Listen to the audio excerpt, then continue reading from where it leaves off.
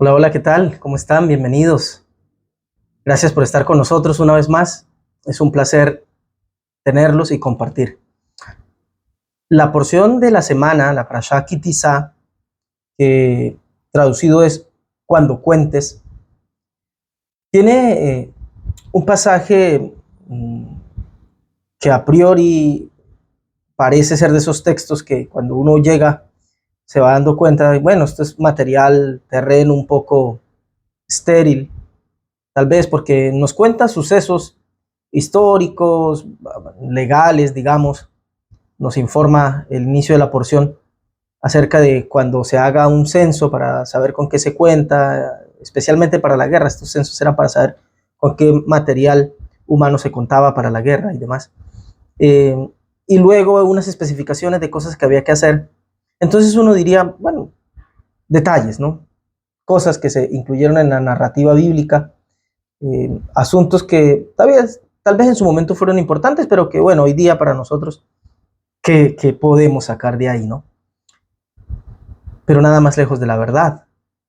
Es realmente un texto con mucho contenido, con muchísimo contenido eh, de vida para nosotros. Y bueno, quiero compartir algunas cosas que surgieron de la primera lectura de esta porción.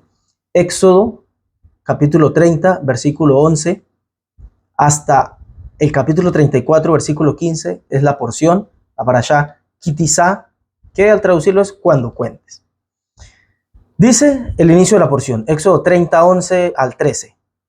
Habló el Eterno también a Moisés diciendo, cuando cuentes, o la Reina Valera dice, cuando tomes el número de los hijos de Israel conforme a la cuenta de ellos, cada uno dará al Señor el rescate de su persona cuando los cuentes, para que no haya en ellos mortandad cuando los hayas contado.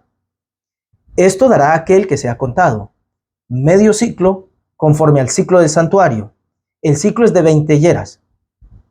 La mitad de un ciclo, pues 10, será la ofrenda al Eterno.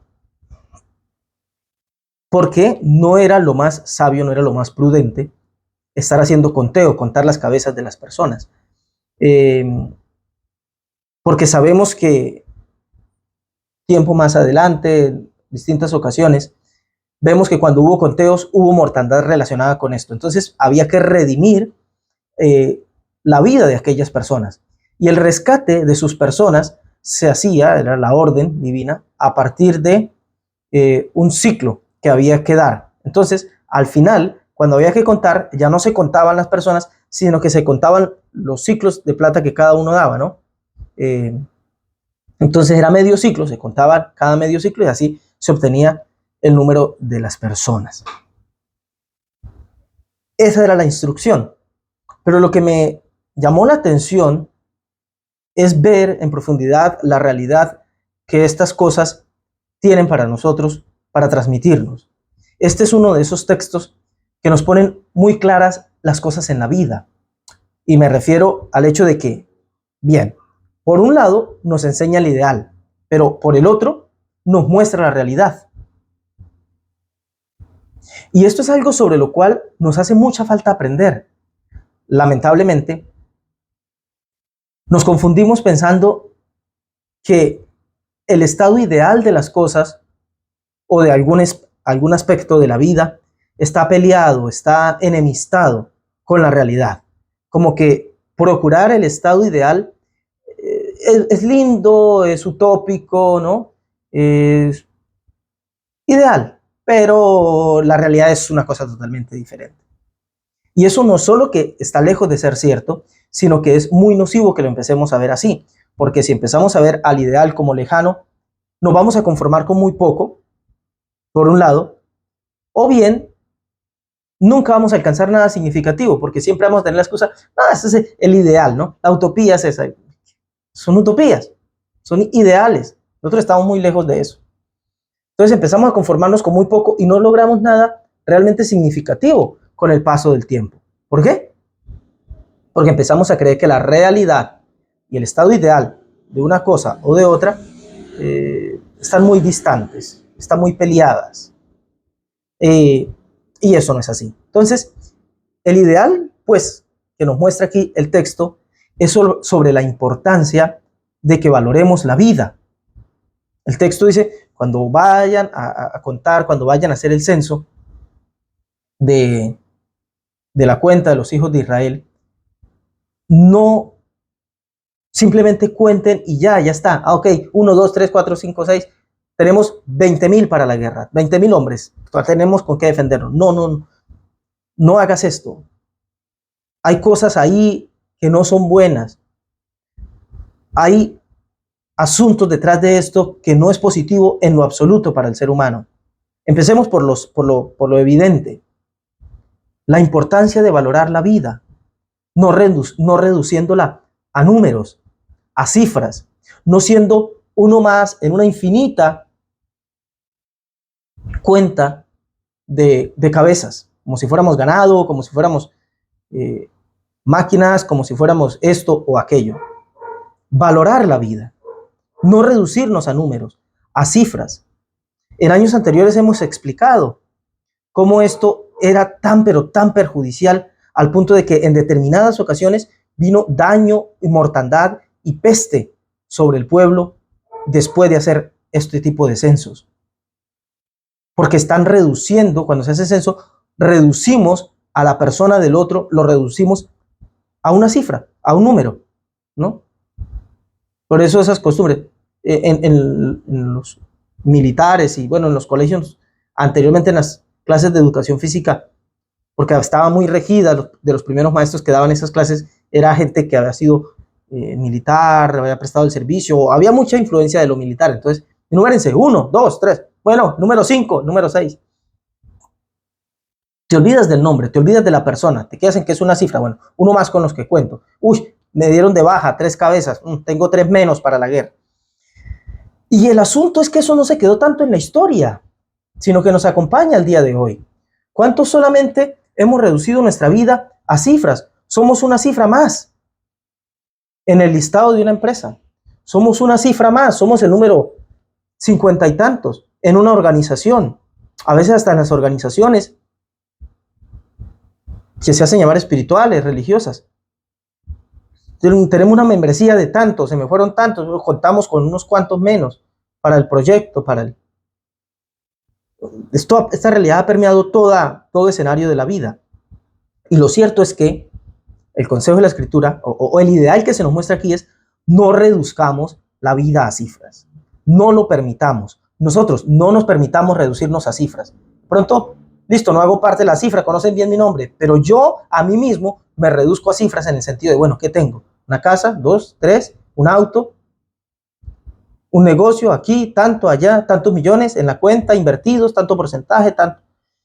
Y cuando empezamos a medir la vida en estos términos, nos damos cuenta de que ya caímos en esa trampa y ya reducimos absolutamente de modo voluntario nuestra vida a las cifras. ¿Qué venía después de esta reducción? Peste, mortandad, daño. Le digo, ya en años anteriores hemos visto eso, no quiero abundar mucho en el tema, pero es que esto pasa que cuando contamos, ciframos nuestra esperanza en eso que contamos, nos reducimos a lo material, dejamos de vernos con todo el componente álmico y espiritual que hace parte de nuestro ser y nos reducimos a cifras, a materialidad, y ciframos toda nuestra esperanza y reducimos todo lo que somos a eso. Entonces, si sube o bajan esas cifras, ahí nuestro estado de ánimo se va por eso, suben las cifras, me pongo contento, pero al mismo tiempo con el miedo de que se bajan las cifras, ni hablar, me voy al piso, yo empiezo a reducirme a eso y de repente ya, es que no me di cuenta a qué horas llegó la peste, llegó la mortandad, lo bueno en mí se va muriendo, porque yo lo empecé a matar, Entonces, es el peligro y por eso el estado ideal que nos muestra aquí la Torá sobre no es bueno contar, pero el asunto es que nos guste o no, había que contar. Los censos eran necesarios en algunas ocasiones. Por eso el Señor aquí dice, no cuenten definitivamente. Bueno, hay algo relacionado con el conteo y con los censos que no es positivo, es sumamente negativo. Pero no voy a decirles que no cuenten, sino que lo sepan hacer. Y entonces trae la estrategia de contar los medios ciclos, según el ciclo del santuario, para contar, ¿no? Porque pasa así en la vida. Yo no puedo reducirme a soy el número tal en la empresa, en la organización. Yo no puedo reducirme a tengo una casa, 2 casas, 3 carros, tantos millones. No me puedo reducir a eso, pero no puedo obviar esa realidad. No puedo decir, no me importa. Siempre necesitamos saber con qué contamos, qué hay en la cuenta, qué hay en mis activos, qué hace parte de mi patrimonio, qué he alcanzado, qué no, qué tengo, qué hay por pagar, etc. Es necesario. Y lo lindo del pasaje de la Torá es que nos pone de manifiesto el ideal y nos pone de manifiesta la realidad. El ideal no anula la realidad y la realidad no tiene por qué opacar al ideal. A ambas cosas podemos aspirar porque ambas cosas se pueden unir en el sagrado terreno de la vida. El sagrado equilibrio de la vida. El sagrado equilibrio de la espiritualidad. Eso es la espiritualidad, eso que viene a darnos ese sagrado equilibrio en la vida. ¿Cuántas veces nos vemos en medio de dilemas de todo tipo, ¿no? Entre lo que quisiéramos, el estado ideal de las cosas, y lo que nos toca. Lo que nos toca. Y el asunto está en que muchas veces eso que nos toca es, de algún modo, algo que también queremos. Piense por un momento en esto. ¿Cuántas veces nos hemos debatido entre el deseo de vivir la vida y la necesidad de ganárnosla? Yo quiero vivir la vida, ir, leer mis libros, caminar cerros, conocer lugares del mundo, tomar fotografía, dibujar cuadros, escribir poemas, irme al río, irme a la playa, irme a donde cada uno, vivir la vida que cada uno asume que es lo que le gusta y lo que quiere. Pero muchas veces nos vemos en la necesidad de ganarnos la vida, porque tanto para eso como para cualquier cosa más básica y elemental de la vida, necesitamos tener con qué. Comida, techo, vestuario, si es que queremos andar y pasear, damos dinero para los pasajes, para el combustible, para la comida, para los gastos. Muchas veces nos debatimos entre el estado ideal y lo que toca. Pero el asunto es que muchas veces eso que nos toca es algo que también queremos. Con respecto a lo que digo de vivir la vida o ganárnosla. Sentimos que queremos ganárnosla también. No solo por la repetida, trillada frase de que el trabajo dignifica al hombre. ¿Por qué lo digo así? Porque es que muchas veces los que más lo dicen son los que menos trabajan. Es una idea que se creó muchas veces para convencer al trabajador de que trabaje porque eso lo dignifica, pero los que viven con mayor dignidad son los que menos trabajan. Bueno, dirá alguien, trabajan intelectualmente, piensan, aportan su dinero, como sea, pero no le quita valor a lo que estoy diciendo. Pero no lo digo en ese sentido, sino más allá. Queremos ganárnosla, en el sentido de que queremos trabajar, queremos tener poder adquisitivo, deseamos todo aquello a lo que podemos tener acceso con lo que nos ganamos. Y eso también hace parte del querer de la vida. También hace parte del querer de la vida. Por lo que siempre nos resulta útil aplicar el principio general de una frase que dijo el maestro Yeshua en alguna ocasión, que es tan aplicable en cada escenario de la vida. Lo dijo él en un contexto, lo voy a aplicar aquí en este, pero es aplicable a todo contexto. Es necesario hacer una cosa sin dejar de hacer la otra. Qué bárbaro, cuánta sabiduría hay. Es necesario hacer una cosa sin dejar de hacer la otra. Eso es aplicable en todo en la vida, para el estado ideal y para la realidad que a veces nos toca. Bueno, es necesario hacer una cosa, hacer lo que nos toca, sin dejar de perseguir la otra. En el ejemplo que traje, ganarnos la vida o vivirla, bueno, pues es necesario ganárnosla. Es necesario saber que yo no puedo quedarme en el aire fantaseando, ideando un estado ideal. Tengo que ganarme la vida, trabajar, ganarme el pan, ganarme el techo, mi vestuario, mi comodidad, etc. Pero al mismo tiempo estar procurando hacer por vivir la vida. Entonces, o escojo un trabajo que me guste y que pueda al mismo tiempo que me gano la vida, vivirla, o escojo un trabajo que, pues que de todas maneras me guste, porque no hay cosa más horrible que hacer algo que odio, pero tal vez no sea total mi realización, pero sé que puedo ganarme un tiempo libre, un espacio libre, unas vacaciones, un fin de semana, un día compensatorio, tiempo libre en la tarde, según mi horario, lo que fuere, pero donde yo me dedico a vivir la vida, ¿no? No solamente a ganármela, porque al final digo, bueno, me la termino ganando, ¿y qué es lo que gano? Nada, porque a toda hora estoy en el bucle ahí, en el ciclo, en el sistema de ganármela y ganármela y ganármela, y cuando me la terminé de ganar, ¿qué fue lo que gané? Si la vida la perdí ganándomela. No nos ganamos la vida, sino que perdimos la vida tratando de ganarla. Al final por una pensión ya viejitos, enfermos y destrozados por el hecho de quererme ganar la vida. Entonces, por eso el principio del maestro, es necesario hacer una cosa sin dejar de hacer la otra. Pero es ahí, escuchen, es ahí donde aparece en nuestro auxilio eso que mencioné recién de el sagrado equilibrio de la espiritualidad. El sagrado equilibrio de la espiritualidad. Para eso, para poder equilibrarnos en este tipo de cosas, en este tipo de asuntos de los que estoy haciendo mención, para eso es que necesitamos a la espiritualidad. Para saber hacer una cosa sin dejar de hacer la otra. Para saber ganarnos la vida sin dejar de vivirla. O para poder vivir la vida sin dejar de ganárnosla. Y aplicable a todo, ¿no? Para buscar el estado ideal de las cosas al tiempo que nos ocupamos de lo que nos toca, sin olvidarnos de la vida tangible, real, inmediata que tenemos al frente nuestro. Ahí aparece el sagrado equilibrio que nos da la espiritualidad. Muchos todavía piensan que la espiritualidad es simplemente otro modo de vivir, ¿no? El modo de vivir de la gente extraña, medio rara, oran, meditan, cierran los ojos, hacen esto, reuniones, cosas.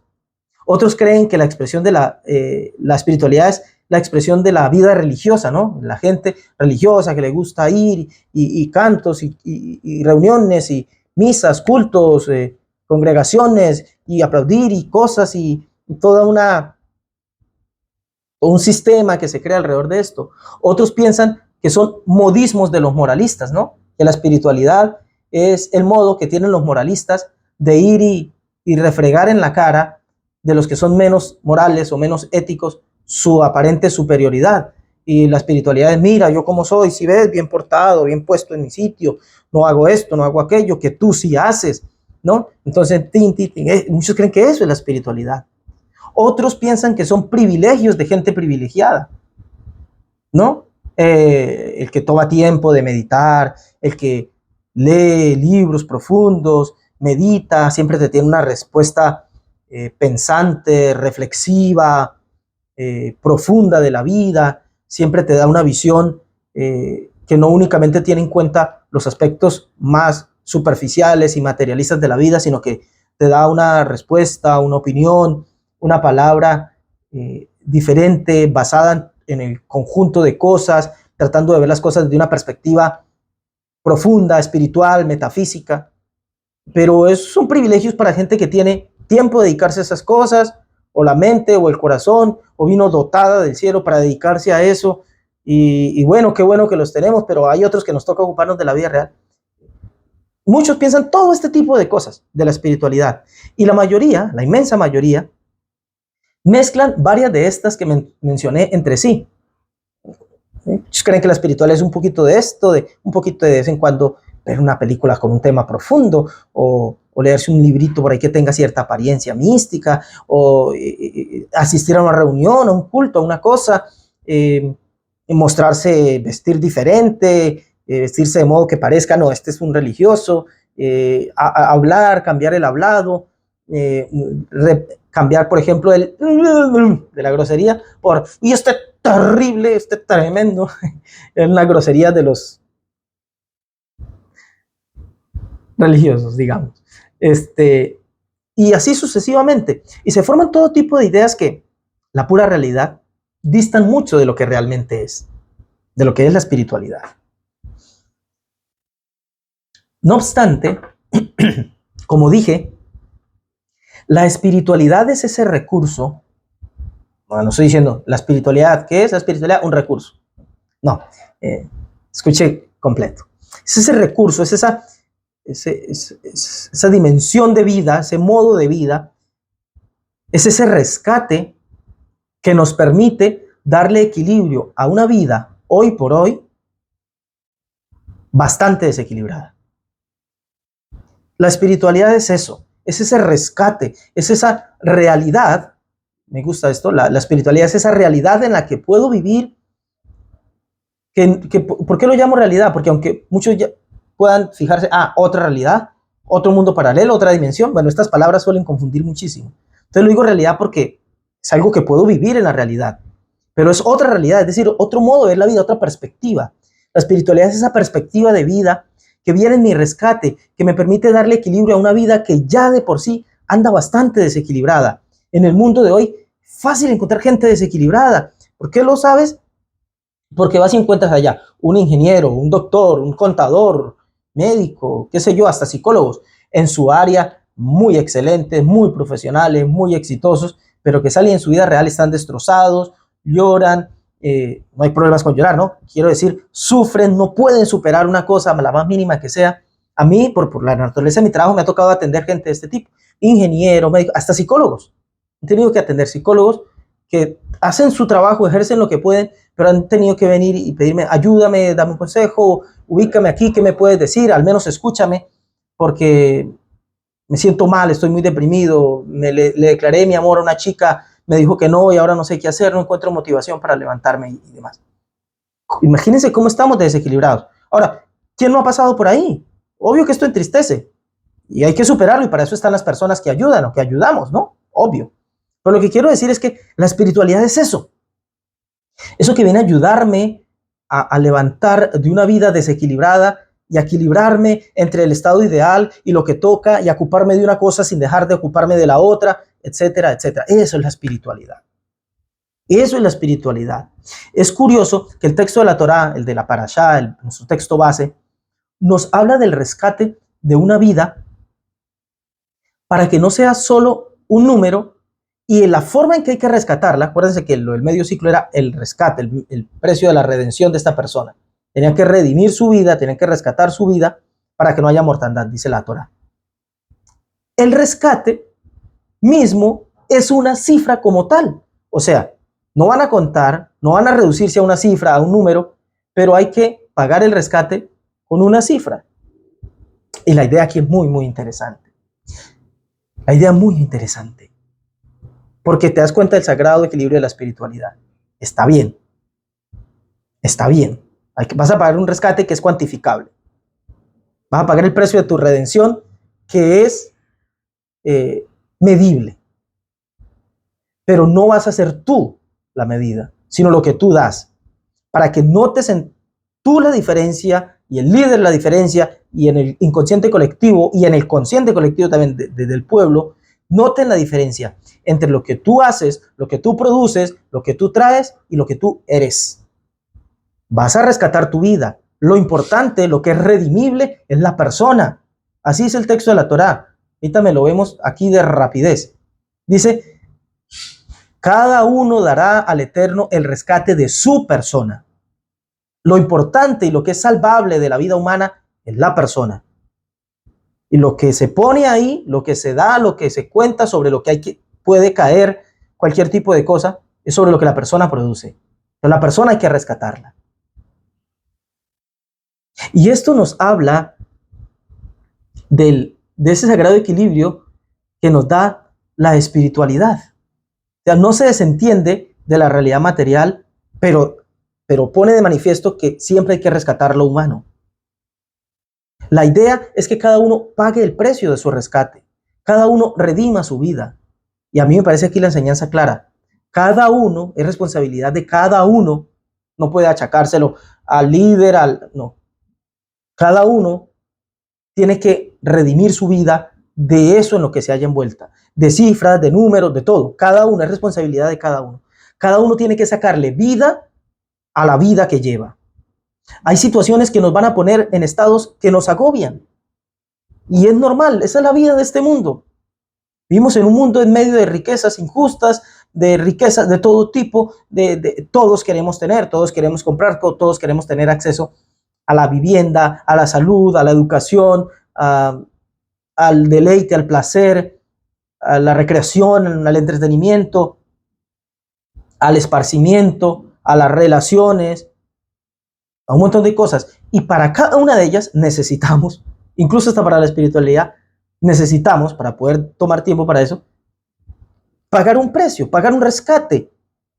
Me rescato a mí como persona, como ya fui y trabajé, ya produje y tengo suficiente para tener todo cubierto. Ahora sí saco tiempo para mí, para dibujar, para pintar, para escribir poemas, para escuchar música, para orar, para reflexionar, para compartir con otros, para hacer un asado, para sentarme a tomarme un café con un amigo, sin andar pendiente de que no tengo que comer o que tengo que llegar a pagar cuentas, sí, etcétera, etcétera, ¿no? Hay situaciones que de vida, la vida diaria, que nos agobia, pero la idea es que desde ahí mismo sepamos extraernos y rescatarnos. John Donne, el magnífico poeta inglés, tiene unas líneas que hace una semana y media por ahí leí y me hicieron pensar muchísimo. Él dice, cito, ten más modestia, muerte, aunque te haya erróneamente dicho poderosa y temible. Pues esos que has borrado no mueren. Pobre muerte, incapaz hasta de aniquilarme a mí. Si el reposo y el sueño son tan gratos, ¿cuánto más no debes serlo tú? Menos humos, que veremos tu fin, tu muerte, muerte. ¡Qué barbaridad! ¡Qué barbaridad! Esto es sacarle vida a la vida. Esto es extraerle vida incluso a la misma muerte. ¡Qué barbaridad este extracto, este poema! Veremos tu muerte, querida muerte. Ándate con cuidado, muerte, porque veremos tu muerte. O sea, vivimos en una vida que nos rodea de muerte. Se acaba esto, se acaba el sueño, se acaba el proyecto, se acaba la plata, se acaba lo que hay en la cuenta, se acaba la expectativa, se acaba el sueño, se acaban los porcentajes, se cae la bolsa. Pero de ahí yo puedo extraerle algo a la muerte. Me puedo extraer vida a la muerte. Si en medio de todo ese revuelco de cosas y cifras y un montón de asuntos, yo extraigo de ahí vida para mí. Este poema me hizo acordar de unas palabras de Pablo, que dice, o también un poema a la muerte. ¿Dónde está, oh muerte, tu aguijón? ¿Dónde, oh sepulcro, tu victoria? Sorbida es la muerte en victoria. A la muerte le va a llegar su muerte. Y de eso nos tenemos que encargar nosotros. Dejemos de alimentar la muerte y alimentemos la vida en nosotros.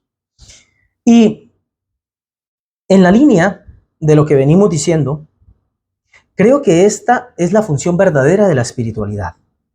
Descubrir que todavía hay posibilidad en un mundo lleno de tanta muerte, que se viste de tedio, que se viste de aburrimiento, de ansiedad, de depresión.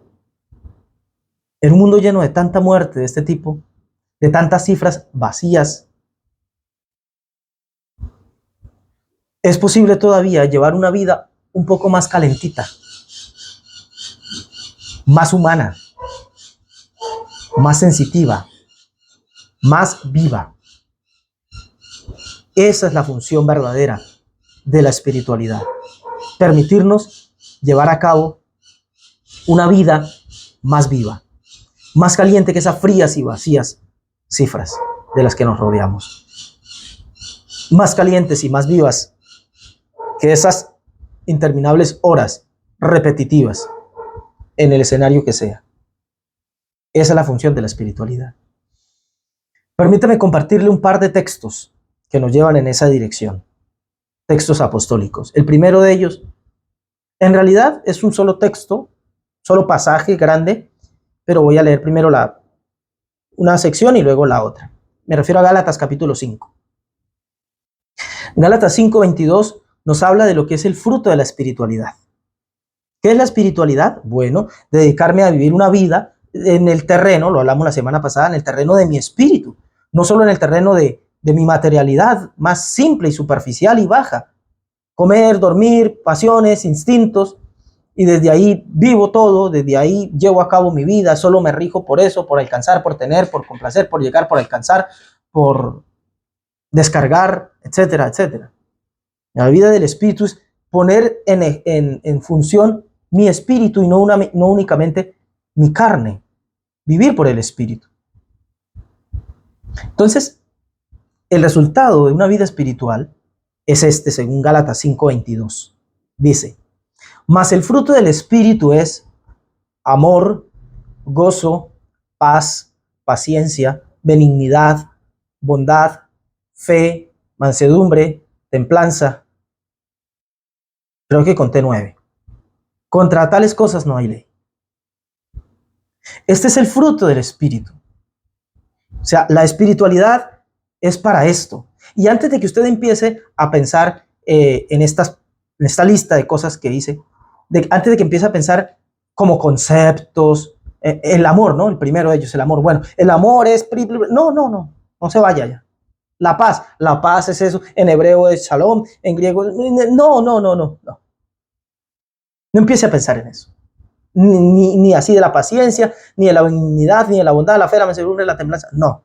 Antes que todo eso, antes de pensar en conceptos, en definiciones, en dogmas o en doctrinas muy bien elaboradas al respecto, permítame llevárselo a la práctica, porque el título de este mensaje es Prácticos de verdad. La gente habla de que hay que ser práctico. ¿Y qué es para ellos ser práctico? Prácticos, comer y dormir. Prácticos, pagar las cuentas. ¿Y para cuándo ellos? Otros hablan de una espiritualidad práctica. ¿Y qué es para ellos espiritualidad práctica? Yo oro para que Dios me dé todo. Y oran y no les da todo. Hay cosas que revisar. ¿Es que falla la oración? No. Es que hay cosas que revisar y la vida no es tan simplemente como eso. O le pido a otro que ore por mí. No. Prácticos de verdad es tomar esta realidad que nos muestran las escrituras acerca de la espiritualidad y poderla llevar a cabo de tal suerte que yo viva con esto. Entonces le decía, antes que pensar en definiciones, conceptos, doctrinas muy elaboradas al respecto de todas estas cosas, déjeme llevarle esto a la práctica. ¿Ha imaginado usted su vida sin esto? Creo que más bien lo voy a decir distinto. ¿Se ha percatado cuando le ha tocado a usted en su vida vivir sin esto? ¿Se ha dado cuenta lo que es nuestra vida? Yo me he dado cuenta de lo que es vivir una vida sin amor, sin paz, sin gozo, sin paciencia, sin benignidad, sin bondad, sin fe, sin mansedumbre, sin templanza. Piense qué vida es cuando no tienes posibilidad de acceso al amor. Cuando no tienes ni a quién amar, ni quien te ame. Por las distintas razones de la vida. Porque te convenciste de que no es para ti, porque alejaste a todo tipo de personas, porque te alejaron, porque por ganarte la vida te apartaste de la gente que querías, familia, lo que fuera, porque estás en, qué sé yo, en un país extranjero tratando de ganar dinero para asegurarte un futuro, pero eso te llevó a alejarte de todo y ahora te sientes por la razón que sea. Pero tú sabes, y lo sé, lo que es vivir una vida sin amor.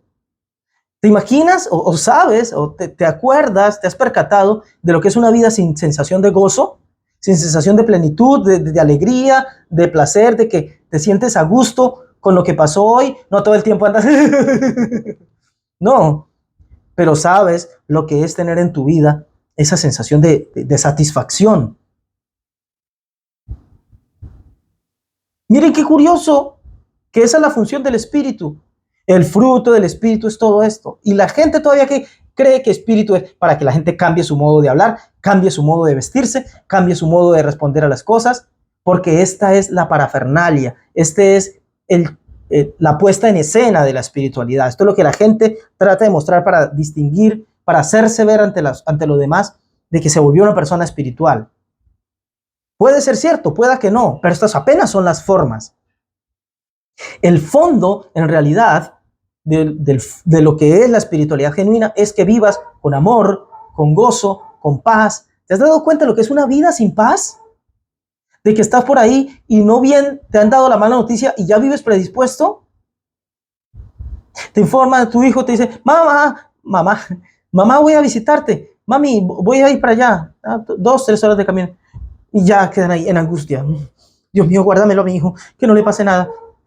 Y ver noticias, y cómo estará la vía, y pendiente del celular que sonó, ay no, ¿ahora qué pasaría?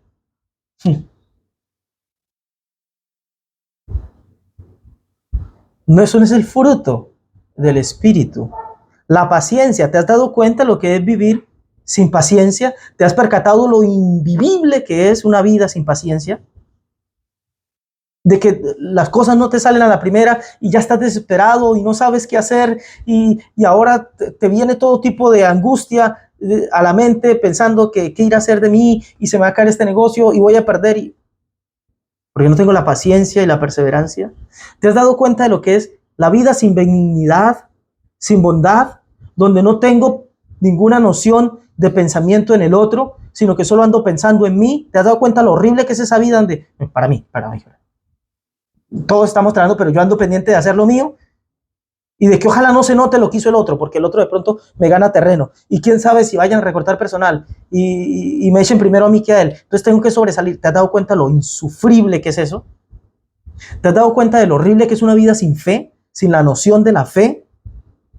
¿Te has dado cuenta de lo horrible que es una vida en donde todo lo que tengo es incertidumbre? Todas mis expectativas al futuro de que quién sabe qué irá a pasar. Y ahora ganó este candidato que representa a tal facción política, y ahora la bolsa, y ahora el dólar se va a subir, se va a bajar, ¿y qué va a hacer de nosotros? ¿Te has dado cuenta de lo horrible que es una vida así? ¿O te has dado cuenta de lo fea que es una vida sin mansedumbre? ¿Te has dado cuenta de lo necesaria que es la mansedumbre para la vida?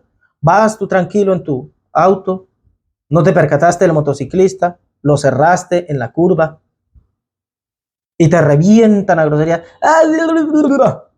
¿Te has dado cuenta de lo importante que es la mansedumbre? A mí me pasó hace un par de semanas. Salí de la casa de aquí, hay una esquina. Y, y yo sinceramente, usted sabe que todo auto tiene un punto ciego, ¿no? Entonces yo veo hacia ambos lados, paso muy suave, no veo que viene nadie y giro. Pero resulta que hay gente que se pasa por una ciclorruta, entonces no la vas a ver. Y encima le agregas el punto ciego, salen en moto rapidísimos de la ciclovía y ¡bum! Te adelanta. Entonces el tipo, yo me meto y él viene y lo llegué a cerrar. Tipo no, era una muchacha, ahora que recuerdo. Y me dice todo tipo de palabras hasta que, bueno, llegamos al semáforo. En el semáforo yo bajo el vidrio y le digo, chica, discúlpame, no te vi. Como que se bajó un poco. Pero en ocasiones no dan ganas de decir, chica, disculpa, sino que ganas de, ¿qué le pasa? No la vi, ¿por qué bruta? Y sale así, y devolverle las groserías o al menos el tono con el que le digo las cosas. Saben que muchas veces de ahí salen accidentes, muchas veces de ahí salen muertos, salen peleas, sale todo tipo de cosas por falta de mansedumbre. Ah, eso es ser tonto. Bueno, ve de valiente, ve de personas que te hacen valer y respetar. A ver cómo puedes vivir la vida así. Todo tipo es machito, es gallito, dicen por acá en nuestros países. Es gallo hasta que parece un gallo mayor. Puede hacerse el más crecido, el más alzado, pero algún día estará delante de algún jefe al que le van a aguantar, aunque sea por una mísera cifra, aunque sean de muchos millones, humillaciones. He conocido gente, hombres y mujeres, gallitos, humillan y callan al que sea. Y cuando están delante de alguien en mayor altura, por dinero o por liderazgo laboral o espiritual o lo que sea, ahí sí se aguanta que les digan de todo. Sí, señor. Bueno, sí. Sí, doctora. Sí, doctor. Sí, señor. Sí, señora. En la vida hace falta la mansedumbre de verdad. ¿Y qué decir de la templanza? ¿Se han dado cuenta de lo horrible que es una vida sin templanza? Sin carácter, que no puedes decir no, aún queriéndolo decir, que muchas veces te no, vamos a tomar, vamos a bailar, vamos a aquello, y tú realmente no quieres, pero no sabes decirle no a tus amigos. ¿Por qué? Porque después ya no quieren ser mis amigos, y después me voy a quedar solo, después me voy a quedar sola, después no van a querer estar. No tienes templanza, no tienes carácter, no sabes decirle no a una persona que no quieres, y he charlado, he tenido que atender personas, insisto, hombres y mujeres, que me han dicho, me tuve que acostar con tal persona y no quería y me siento terrible. Y si no querías, ¿por qué lo hiciste? No sé, no puedo decir que no, me dejé llevar y simplemente accedí y simplemente pasó y ya está. No, queridos, todo por falta de templanza. ¿Qué es lo que es templanza? Todas estas cosas que acabo de mencionar y medianamente comentar, frutos del espíritu. Estos son los frutos, los resultados de una vida espiritual. ¿Hasta dónde llega uno por no ser espiritual? Pero sobre esa lista anterior, justo para eso, es que uno debe ser espiritual. Justo para eso, es el fruto del Espíritu. La espiritualidad genuina se nota en esto. Tú puedes vestir de una manera o de otra, pero la espiritualidad genuina se distingue si tú en tu vida exhibes, llevas a cabo, tiene lugar esto en ti: el amor, el gozo, la paz, la paciencia, la benignidad, la bondad, la fe, la mansedumbre, la templanza.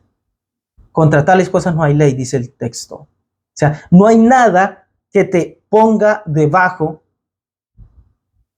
de nada. O sea, nada se puede imponer a ti cuando vives así. Cuando vives así no estás por debajo de nada, no eres dominado por nada, no eres reducido por nada, te has rescatado. Por eso la espiritualidad es para rescatar tu vida. Ahora, ¿ya se percataron del inicio del pasaje, este que estoy citando de Gálatas 5? El pasaje empieza como tal en 5:16 de Gálatas y es fantástico. Dice: digo pues, andad en el espíritu y no satisfagáis los deseos de la carne. Porque el deseo de la carne es contra el espíritu y el del espíritu es contra la carne. Y estos se oponen entre sí para que no hagáis lo que quisierais. O sea, la idea es que no estés por debajo de nada. La idea es que, ¿se acuerdan de qué hablamos? Del sagrado equilibrio de la espiritualidad. La espiritualidad te equilibra. ¿Por qué? Porque tú vives, eres un ser que hace convivir en su propia vida lo físico, lo material y lo espiritual. Pero no podemos ser dominados de nada. No debemos permitir, porque si satisfacemos los deseos de la carne somos dominados por nuestra carnalidad. O sea, lo animal en nosotros nos vence y quedamos reducidos a instintos, apetitos, deseos, etc. Claro, el texto dice que los dos se oponen entre sí para que no hagamos lo que quisiéramos. O sea que también el espíritu podría dominarnos y dejarnos secuestrados. Sí. O sea, yo no puedo estar todo el día meditando, elevado, allá, y olvidarme de la vida real. No puedo dejar que el espíritu me secuestre. Pero ¿saben por qué hay que darle lucha a que se impongan los deseos de la carne? Porque lo del espíritu es fácil equilibrarlo. Por eso el espíritu es lo que viene a equilibrar. Porque basta con que estés muy elevado y muy meditando y sientas hambre para, ya, te equilibraste. Ya sientes el cólico de hambre y, no puedo quedarme aquí sentado meditando. Tengo que ir a trabajar, toca producir mínimamente, al menos para comer. Ya te equilibró. Mientras que el deseo de la carne sí es fácil que te desajuste y te desequilibre. Porque si tú trabajas para comer, para vivir, para salir, para pasear, para divertirte, es fácil de que te olvides del espíritu hasta que estás solo. Y te das cuenta que tu vida es vacía. Entonces evitas estarte solo y ocupas tu tiempo y llegas a casa muy cansado y prendes la tele para entretenerte y te quedas dormido con la tele. Y solo momentos de enfermedad a los que te lleva tu espíritu, sí, es el espíritu el que enferma el cuerpo, porque está ahogado y asfixiado y lo estás matando. Entonces, de ese agobio, empieza a sentirlo tu cuerpo y es donde aparece la enfermedad, para que reflexiones y medites. Entonces, por eso el énfasis está en no satisfagas la carne. ¿Por qué? ¿Por qué no deberíamos satisfacer la carne? Porque el deseo de la carne es contra el espíritu. Bueno, ¿y qué pasa? Pues que si no vives por el espíritu, no vas a tener una vida con esas cosas que mencionamos. ¿Se acuerdan de ellas? ¿Se acuerdan de las cosas que mencionamos? Amor, gozo, paz, benignidad, paciencia, bondad, fe, mansedumbre, templanza. O sea, vas a vivir una vida sin todas estas espectaculares cosas. No vas a tener una vida con amor, con empatía, con alegría, con sensación de plenitud, con cheverosidad en la vida. No. No la vas a tener si solo te limitas a satisfacer deseos de la carne. ¿Y cuáles son esos deseos de la carne? Bueno, el texto lo dice, versículo 19. Manifiestas son las obras de la carne, que es lo que te priva de vivir en el espíritu. Adulterio, fornicación, inmundicia, lascivia, idolatría, hechicerías, enemistades, pleitos, celos, iras, contiendas, disensiones, herejías, envidias, homicidios, borracheras y orgías, y cosas semejantes.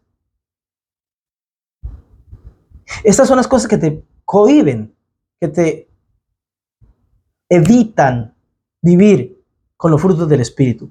Y estas son las que no podemos alimentar. ¡Wow! Me llama mucho la atención esto. ¿Saben por qué? Porque miren las cosas que menciona y miren cuán equivocados estamos. ¿Cómo empieza la lista? Adulterio, fornicación, inmundicia, lascivia. el asunto de la pasión del hombre, de la pasión sexual, de la energía que nos distingue como humanos, ¿no? Somos seres sexuales, nos guste o no. A más temprana o tarde edad, las sensaciones sexuales aparecen y buscan ser satisfechas de un modo o de otro. Y contrario a lo que pueda parecer, que el texto, que la Biblia, que la espiritualidad, que Dios, que las escrituras o lo que usted quiera, anda en contra de esas sensaciones, ¿cómo es posible? Yo me he preguntado, ¿cómo es posible que todo el tiempo parece que el enemigo del hombre es la sexualidad, pero al mismo tiempo somos seres tan sexuales? Y nos hicieron así, o sea, tú ves un niño, una niña, y tiene curiosidad por lo sexual. Le tocan el tema sexual y le da esa risita, le da ese nervio. Un niño a temprana edad se toca sus genitales y como el toque, el manoseo, llegue a ser prolongado, empieza a tener sensaciones. Es malo no, es predispuesto está su cuerpo para esas sensaciones. Entonces, ¿qué es lo que hay que hacer con esto? Bueno, pues date cuenta de que si solo lo que buscas es una vida donde alimentes lo sensual en ti, sensual, S-E-N-S-U-A-L, tus sensaciones, si vives para la sensualidad, pues no vas a tener una vida del espíritu, pero no lo lleven a lo religioso. Una vida espiritual es con amor, gozo, paz. ¿Qué gozo, paz y amor puede tener una persona que vive para la sensualidad, que se viste sensualmente, que alimenta su sensualidad? ¿Qué va a traer? Pues si lo que busca es despertar la sensualidad, va a traer personas sensuales, que se dejan llevar por las sensaciones y los sentidos. ¿Qué van a traer? Una persona que va a empezar con el piropo. Oh, qué linda estás, qué bonita estás, qué bonito estás, qué cuerpo, qué músculos, qué esto. Pero ¿qué busca esa persona? Lo sensual, acceder a tu cuerpo, porque es lo que estás atrayendo. ¿Qué es lo que ves?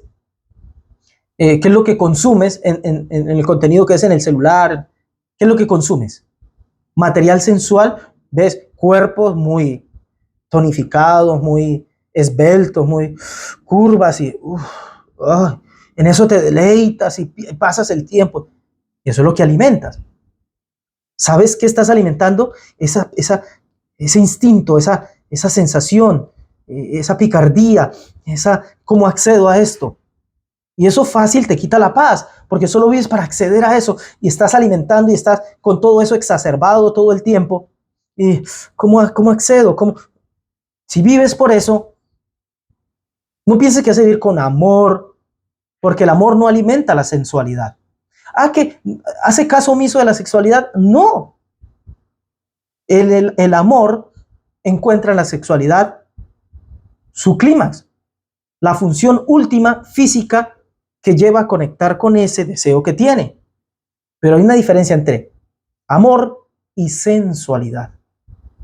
No todo sexo es amor, pero el verdadero amor, por supuesto que incluye a la sexualidad humana, pero no se limita a ella. O no amamos a los hijos.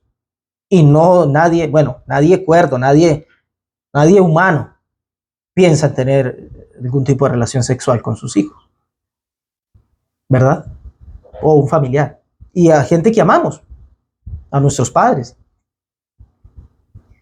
Entonces, si alimentamos ¿cuál es el problema? No es que la Biblia, y parece que estos temas son los favoritos de los predicadores, adulterio, fornicación, inmundicia, lascivia, y para hacer sentir mal al otro. No es por hacerte sentir mal. ¿Sabes qué? Que si vives en este estilo de vida, la lascivia, mire que no solo incluye actos carnales, sexuales, físicos como tal, con una persona o con otra, sino que se va a las sensaciones, a los pensamientos. La lascivia es eso. Veo y codicio, veo y deseo, veo y si esto fuera para mí. Bueno, hasta eso menciona como obra de la carne. ¿Para qué? Para que tú verás. Es natural de la vida. Pero si tú quieres vivir con esto, no te imagines que vas a tener luego una vida con amor, con gozo, con paz, con tranquilidad. Acabo de tener esta relación sexual y luego puedo irme a trabajar por sí porque estoy pleno. Pues si yo lo único que uso, ¿cómo hago? Y luego esta otra, y luego este otro, y luego un rato en la tele, un rato en el celular, viendo. No, eso no hay paz y tú lo sabes. O estás de pronto ahí en el celu, viendo esas cosas, ¿no? Y cuando llega alguien, ¿qué es lo primero que haces? ¡Tic! Bloqueas. Ah, sí, sí, no, normal. ¿Por qué? Algo en ti te dice. Yo no tengo que abundar en eso, tú lo sabes.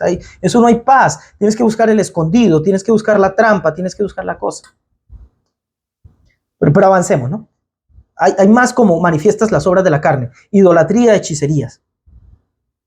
O sea, todos necesitamos una noción de lo supremo. Todos necesitamos sentir que hay algo más y conectar con eso que hay algo más.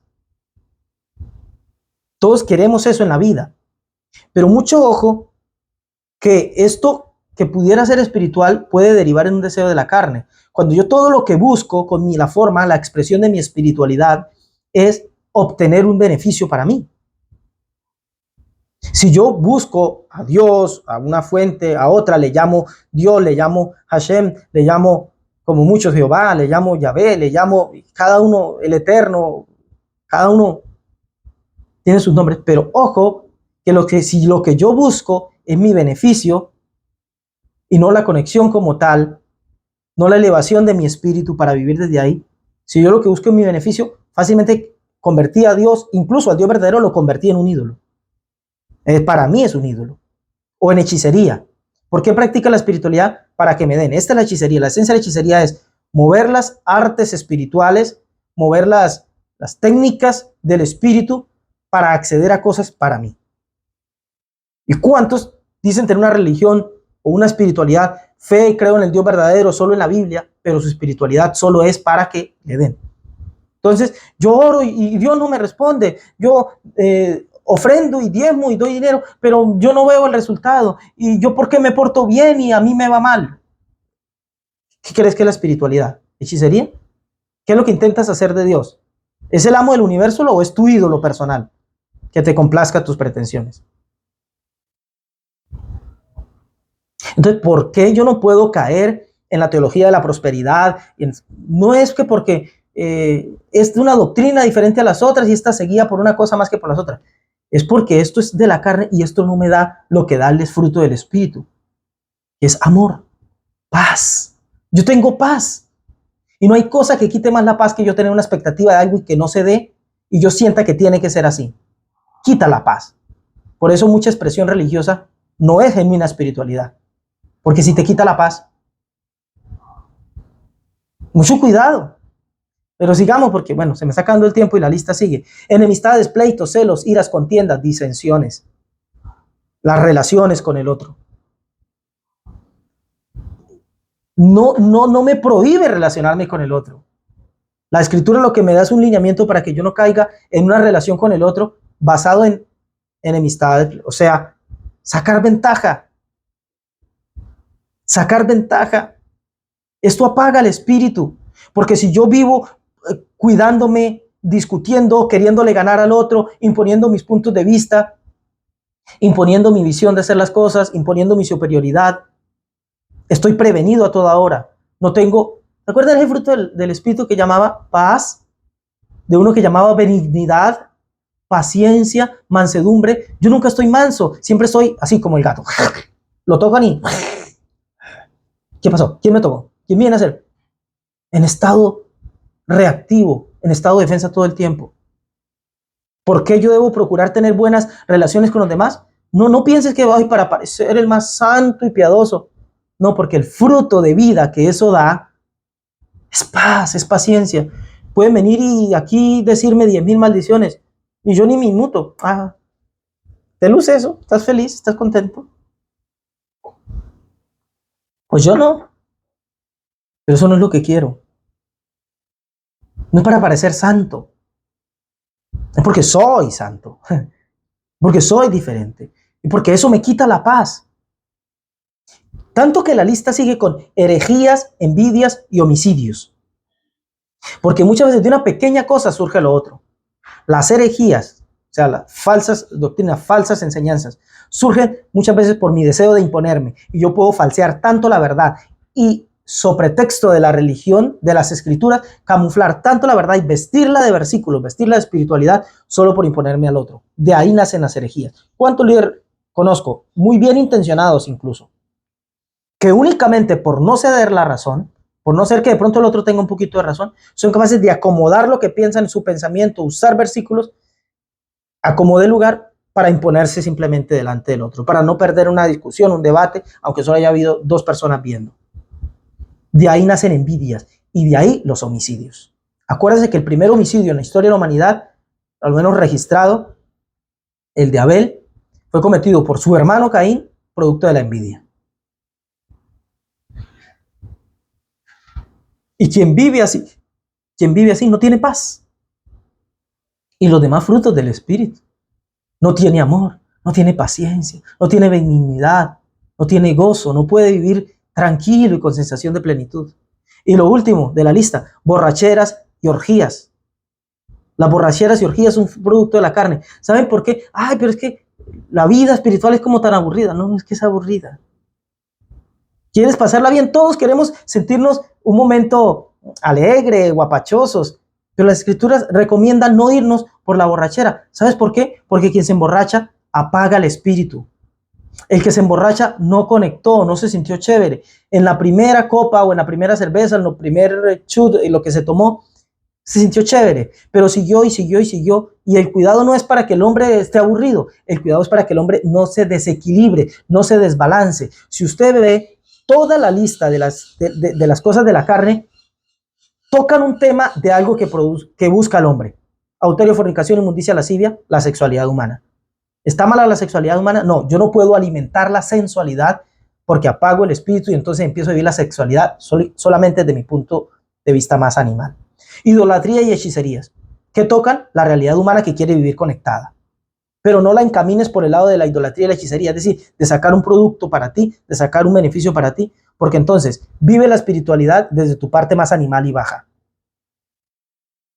Enemistades, pleitos, iras, contiendas, disensiones. ¿Quién entra en estas cuestiones? Solamente es el que se relaciona. ¿Prohíbe la Biblia las relaciones? No. Trata de encaminarlas para que el hombre no se desconecte y las relaciones sean nocivas. Herejías, envidias, homicidios. La relación del hombre con el otro. ¿Está Dios empeñado en que yo no crezca y sobresalga? No, está empeñado en que yo no intente sobresalir en detrimento del otro, porque eso me va a quitar la paz, el gozo, la espiritualidad. Borracheras y orgías, que tocan una aspiración del hombre, que es el sentirse alegre, el sentir placer, el sentir deseo. ¿Está Dios en contra de eso? No, solo que no quiere y nos recomienda no experimentarlas a partir de mi parte más baja, dejándome dominar por el alcohol o por el deseo sexual, al punto que yo me desenfrene y ya todo lo que podía encontrar en un chut, en un trago, en una copita, de sentirme alegre y contento, lo pierda porque me dejé llevar de eso. Cierra el pasaje diciendo, cosas semejantes a estas, acerca de las cuales os amonesto, como ya os lo he dicho antes, que los que practican tales cosas no heredarán el reino de Dios. ¿Qué conciencia de reino puede tener una persona cuando tiene que convivir con semejante infierno emocional? Cuando en su vida gira solo alrededor de conseguir con quién tener sexo como sea. ¿Qué pasa ahí en eso? Cuando una persona solo busca obtener lo que quiere, si tiene que orar, rezar, dar dinero, intercambiar. Muchos dan dinero para que les den. Mire, eso es brujería evangélica o lo que sea, o como la quieran llamar. Si tú vas y das un dinero para que te den, es como ir a que un brujo te lea las cartas, le pagas tu sección y te dio el número para que vayas y lo juegues en la lotería. No, eso no es espiritualidad. No damos dinero por eso. Uno da dinero como expresión de su espiritualidad. Estoy bien, me siento pleno y aporto porque el mundo necesita mi aporte, así como yo tomo aportes del mundo que Dios me dio, etc. Pero no es eso la espiritualidad. Contra tales cosas, o el que practica tales cosas no tiene conciencia de reino. Más el fruto del Espíritu es amor, gozo, paz, benignidad, fe, mansedumbre, templanza. Contra tales cosas no hay ley. O sea, si yo me dedico a vivir esta vida, yo no voy a estar nunca por debajo de nadie. Voy a rescatarme, voy a redimirme a mí mismo de cualquier tipo de prisión, de cárcel que me genere esta vida. Entonces, ¿por qué la vida espiritualidad? La vida espiritual, perdón. ¿Por qué la vida de espiritualidad? ¿Por qué? ¿Para parecer esto o aquello, para parecer superiores? No, para vivir plenamente. Porque una vida del espíritu... Ahora, la pregunta sería, ¿cómo se logra eso? Eso sería para otra enseñanza, pero no crean que lo voy a dejar así. El texto que sigue, el versículo 25, nos da la clave y es maravillosa. Dice Gálatas 5:25, si vivimos por el Espíritu, andemos también por el Espíritu. ¿Yo cómo logro manifestar en mi vida? Porque son resultados, son frutos en todo caso. Entonces, ¿cómo logro para ver en mi vida esos frutos? Si son los frutos del Espíritu, tengo que vivir en el Espíritu. Pues el apóstol nos recomienda, si vivimos por el Espíritu, entonces andemos por el Espíritu. ¿Cómo logro yo que mi vida tenga amor, gozo, paz? Tengo que alimentar el Espíritu. Andando, es decir, cada paso que doy, lo doy con conciencia espiritual.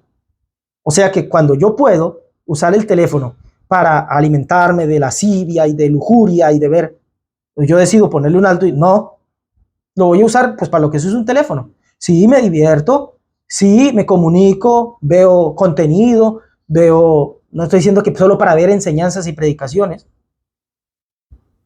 pero alimento el espíritu de material, de información, de conocimiento, de sabiduría. ¿Cómo veo el fruto del espíritu? No te voy a decir que tienes que levantarte todas las mañanas a las 4, orar, rezar y meditar 3 horas. Cada uno sabe cómo sostiene su espíritu, pero yo no creo que tú alimentas el espíritu levantándote y como primera cosa tomar tu celular y ver 10, 15 y 20 reels seguidos. Son cositas de 2 minutos, súmalos todos. ¿Y con qué sensación quedas después? ¿Me vas a decir que quedas alegre y que quedas gozoso?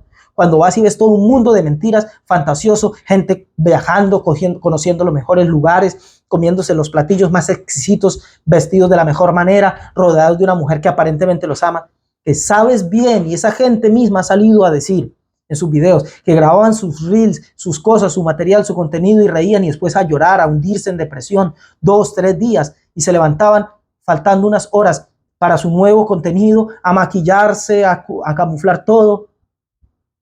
Han hecho videos de personas que están allá aburridos, deprimidos, y les ponen el celular, aquí grabando, y ya la cara, seres desequilibrados. Lo hablé al principio de la enseñanza. La espiritualidad es esa salvación que viene a redimirnos de una vida de desequilibrio total, de una vida de esquizofrenia en la que vive más de uno, de paranoias, de miedos, de prevenciones, de mi mal, este quiere dañarme, este quiere ganarme, este quiere hacerme quedar mal. De todo eso te libera la vida del espíritu. Ahora, alimenta el espíritu. ¿Cómo? Cada uno sabrá. Con buena música, con lectura, con meditación, con oración, con plegarias, con tiempo para la reflexión, con tiempo para compartir con el otro, con tiempo de calidad. Bueno, yo no tengo que darte lista, eso lo sabe cada uno. Pero yo no creo que la solución sea levantarme en la mañana a ver 20 reels y a terminar ahí deprimido, frustrado, porque yo no vivo la vida de mentiras que otros allá me hacen creer que viven. Tú ves la pareja bonita con la que la persona va de la mano en su reel, pero no ves lo horrible que se la llevan después de grabar el reel. Tú ves lo que se comen ahí exquisito y tú no ves que quizá eso es comida ficticia. Tú no ves que quizá deben hasta el apellido o están pagando en un lugar para que les permitan grabar y hacerte sentir a ti lo que no es. Entonces, ¿cómo alimentas tu espíritu? Yo no creo que sea cogiendo el celular como primera cosa que haces en la mañana y como última cosa que haces en la noche antes de dormir y viendo contenido lujurioso, alimentando tu sensualidad, alimentando tu prevención, alimentando tu miedo y no dedicándote tiempo a ti mismo, ni tiempo a tus hijos, ni tiempo a tu pareja, ni tiempo a tus amigos, ni tiempo a ti mismo, ni tiempo a tu espíritu. La espiritualidad, queridos, es para ser prácticos de verdad. Y lo que es más práctico es aquello que nos lleva a una buena vida. Y solo nos lleva a una vida buena, la vida del espíritu. ¿Por qué? Porque imagínense estas cosas. ¿Qué es la vida del espíritu? Amor, gozo, alegría, paz, tener paciencia, echar para adelante, benignidad, bondad. Tengo para dar y no para pedir. Wow, qué más chévere que eso en la vida. Tengo para dar. Pero yo solamente tengo visión de recibir. No importa que tenga mucho, nunca tendré para dar. Siempre tendré una excusa para no dar. Y no encontraré una razón para dar de lo mucho que tengo. Ese es el fruto del espíritu, fe. No importa qué pasó, voy para adelante. Y no incertidumbre y toda la falta de paz que me da esa incertidumbre. Tú decides qué vida quieres. Yo escojo una vida práctica, de verdad. Gracias te doy, Señor, por tu Torah. Gracias por tu palabra de vida.